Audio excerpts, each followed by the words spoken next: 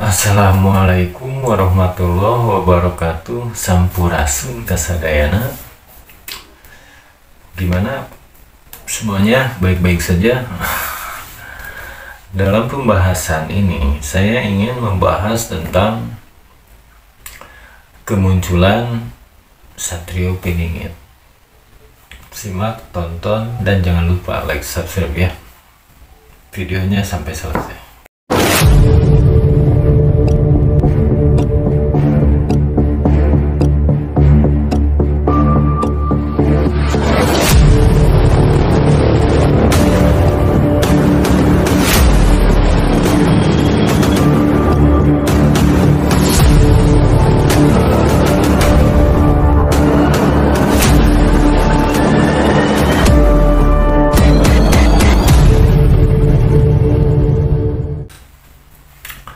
Satrio Piningit muncul. Sekarang kan sudah ada tanda-tandanya ya, yaitu tentang keterpurukan budi pengerti bangsa ini gitu. Saat ini kita sudah sama-sama menyaksikan keterpurukan bangsa ini secara akal sehat dan keimanan manusia, keimanan anak bangsa ini sudah jelas, sudah terlihat keterpurukannya, budi pekertinya yang adiluhur itu sudah tidak ada.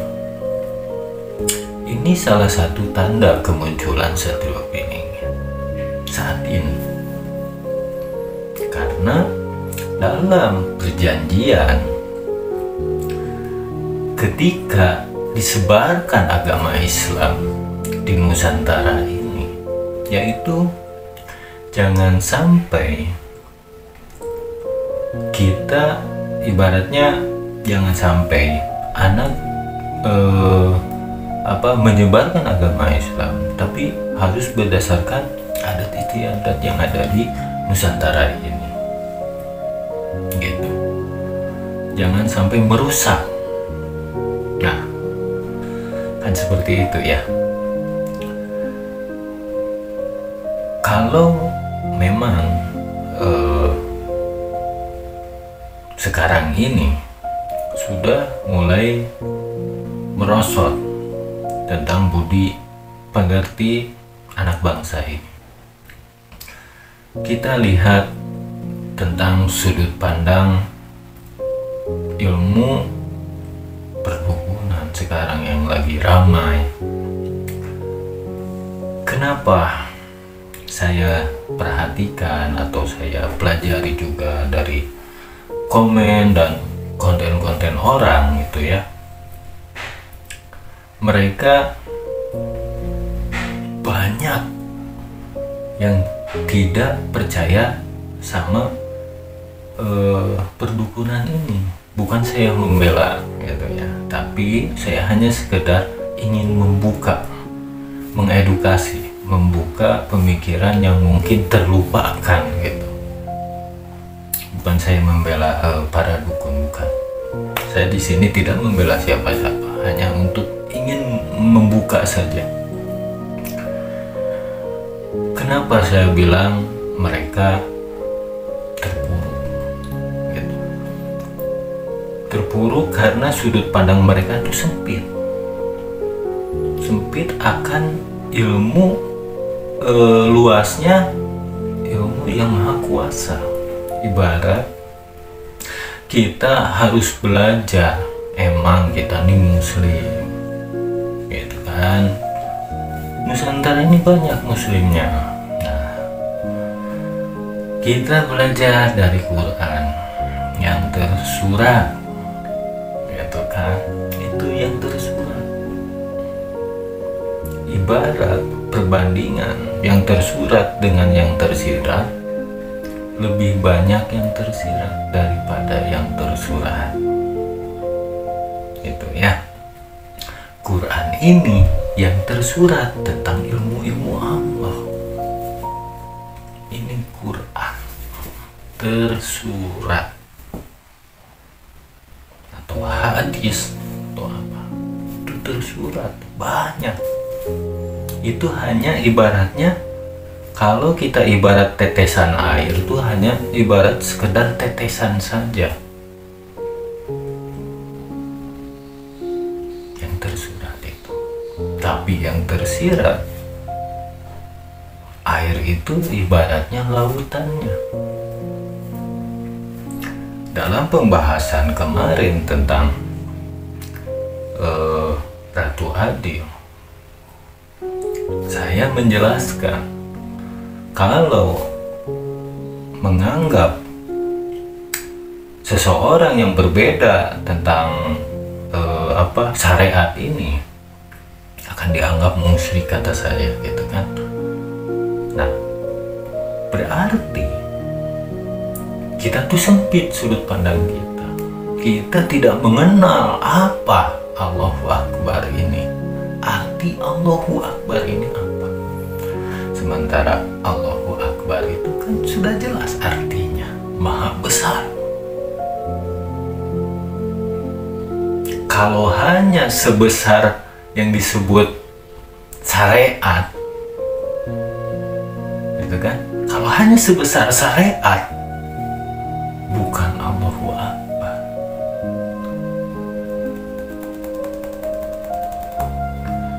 Itu ya. Berarti apa?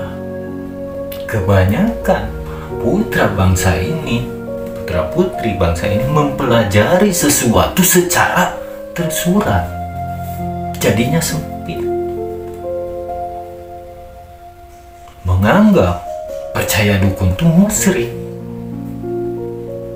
Kalau saya mau menjelaskan, saya bisa menjelaskan bahwa pinjam uang berbunga, saya bisa menjelaskan itu bahwa itu tidak haram. Saya ada alasannya. Tapi kalau saya jelaskan di sini, banyak orang yang belum mengerti, akan sulit menerimanya.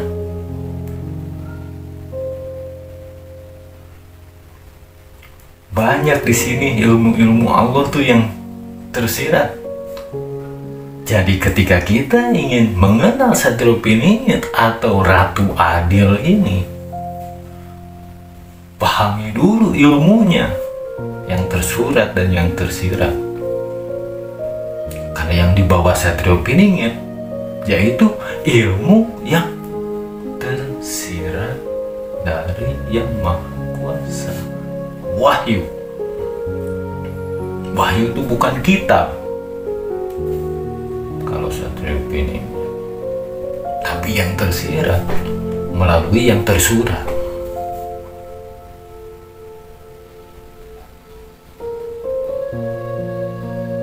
Untuk apa Satriopeningit belajar seperti itu? Untuk mengasah pusaka-pusakanya.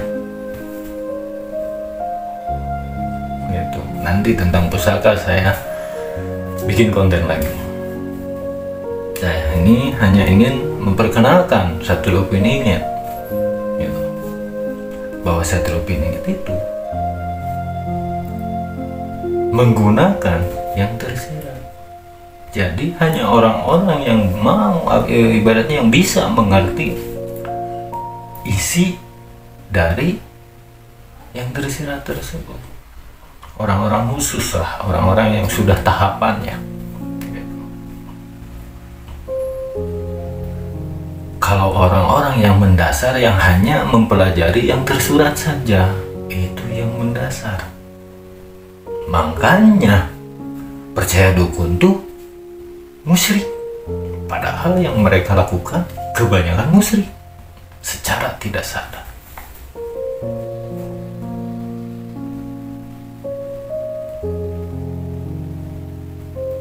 Kemarin kan saya sempat menjelaskan tentang sang penguji menguji keimanan kita. Saya menjelaskan kenapa mereka menganggap Dajjal itu musuh.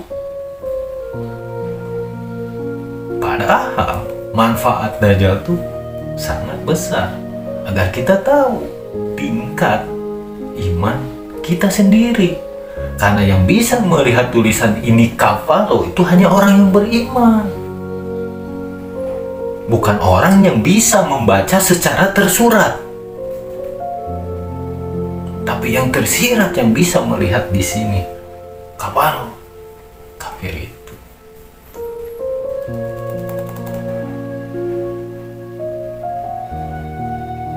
Jadi yang ramai sekarang tentang perdukunan, kan akhirnya apa? Kita anak bangsa tuh dipecah belah, di kotak-kotak, dibagi-bagi gitu.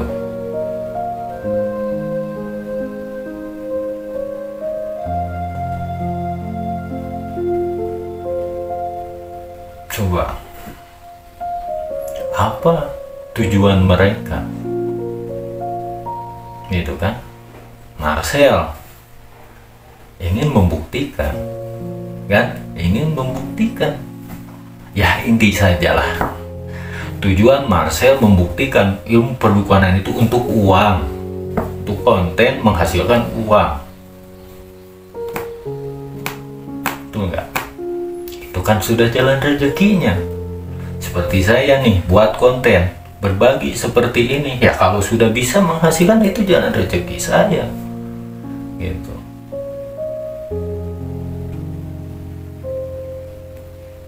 Terus jadi intinya apa? Yang satu cari uang pakai trik, Gus Samsudin. Yang satu gitu kan, membongkar, cari uangnya cara membongkar trik. Itu Marcel. Sama-sama cari uang, cari makan untuk keluarga gitu ya. Jangan sampai kita tuh membongkar aib orang lain. Alangkah baiknya ketika dia membongkar sesuatu, hade goreng kubasa. Tak ilmu kolot lebih jauh daripada ilmu barudak zaman ayeuna. Hade goreng kubasa, ngobrol dulu. Nih saya mau membongkar gini misalkan. Mau nggak? Misalkan Samsudin terus terang jujur begini. Jangan langsung main live saja. Kan seperti itu. Dengan tujuannya langsung pembuktian bahwa wah channel ini pemberani, dia tuh pemberani, langsung. Nah, kita kan nggak boleh membongkar atau membuka aib orang lain, gitu kan. Sebisa mungkin kita jaga justru nama baik orang tersebut. Kalau iya kita tahu orang tersebut itu salah atau yang disebut Samsudin itu pakai trik, Marcel ini kan tahu triknya seperti apa ya. Ngobrol dulu, jangan main langsung tembak di tempat ibaratnya, gitu kan. Nah itu yang saya sebut, yang saya bilang mereka tuh mencoba mengedukasi tapi menggunakan ego.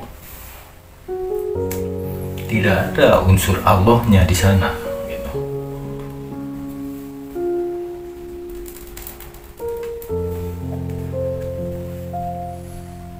Nah akhirnya melalui kejadian yang seperti itu, sekarang saya sering lihat nih, ternyata banyak orang yang ibaratnya memiliki fans yang banyak, justru sempit pemikiran mereka gitu.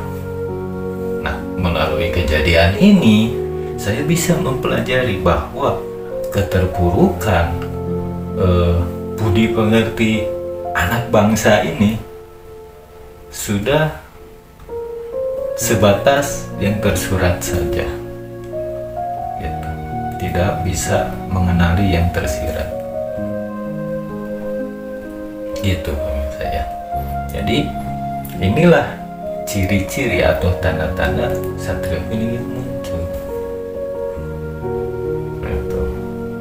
Karena yang disebut goro-goro atau dalam Uga Wangsit Siliwangi, mereka tuh berebut pepesan kosong, berebut hal yang tak pasti gitu, hal yang tak pasti, hanya sekedar mengikuti ego masing-masing, ego dirinya masing-masing, mereka masing-masing mengikuti egonya pihak A, B atau C gitu kan. Nah pihak C ini kan yang apa, yang kemarin ribut tentang ilmu kebal gitu. Saya bisa jelaskan ilmu kebal berikut, nanti saya jelaskan lah di konten selanjutnya. Untuk saat ini pembahasan ini saya cukupi sampai di sini. Wassalamualaikum warahmatullahi wabarakatuh.